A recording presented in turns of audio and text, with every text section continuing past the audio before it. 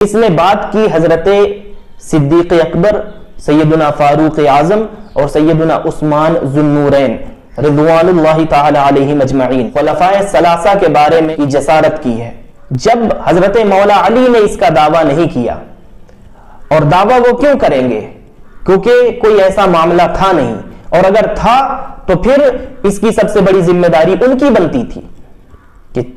تقریباً 5.5 سال ان کا دور خلافت رہا، 6 مہینے کے قریب حضرت سیدنا امام حسن کا دور خلافت رہا۔ تو اگر کوئی ایسی بات تھی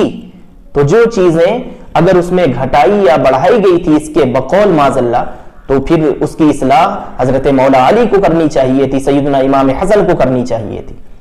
لیکن انہوں نے ایسا کوئی قدم نہیں اٹھایا کیونکہ اس کی ضرورت ہی نہیں تھی۔ یہ اس طرح کی باتیں کر کے یہ نہ سمجھے کہ صرف خلفاء ثلاثہ پر یہ الزام تراشی ہے،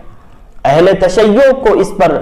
نوٹس لینے کی ضرورت ہے، اور بہت سے اہل تشیع نے اس پر نوٹس لیا بھی ہے اور اس کی تردید کی ہے، مخالفت کی ہے، لیکن وہ جنہوں نے ابھی تک چپی کا روزہ رکھا ہوا ہے انہیں سمجھنا چاہیے کہ یہ صرف خلفاء ثلاثہ پر تان نہیں ہے، یہ تان حضرت مولا علی، حسنین کریمین اور تمام ائمہ اہل بیت پر ہے۔ وہ اس طرح سے کہ اگر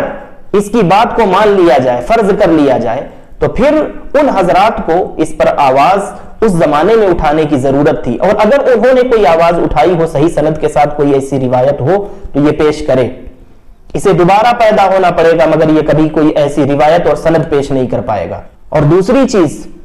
حضرت سیدنا مولا علی اور سیدنا امام حسن مجتبی کے پاس 6 سال تک خلافت راشدہ رہی ہے، اگر کوئی ایسی خرابی معاذ اللہ ان کے بقول تھی تو انہوں نے اس خرابی کو دور کیوں نہیں کیا؟ اگر خلفاء ثلاثہ پر جو الزام یہ لگا رہا ہے، یہ الزام تو پھر ان پر بھی لوٹ جائے گا اگر انہوں نے اس کمی کو دور نہیں کیا۔ تو اسے سنی اور شیعہ کا مسئلہ نہ سمجھیں، یہ قرآن کا مسئلہ ہے، اور اللہ کے کلام پر اس نے اٹیک کیا ہے، اور اللہ پر اور اللہ کے کلام پر اور قرآن پر جتنے لوگ ایمان لانے اور ایمان رکھنے کے دعوے دار ہیں، ہر ایک کو متحد ہو کر کے اس دجال اور کذاب کے خلاف علم بغاوت بلند کرنا ہوگا۔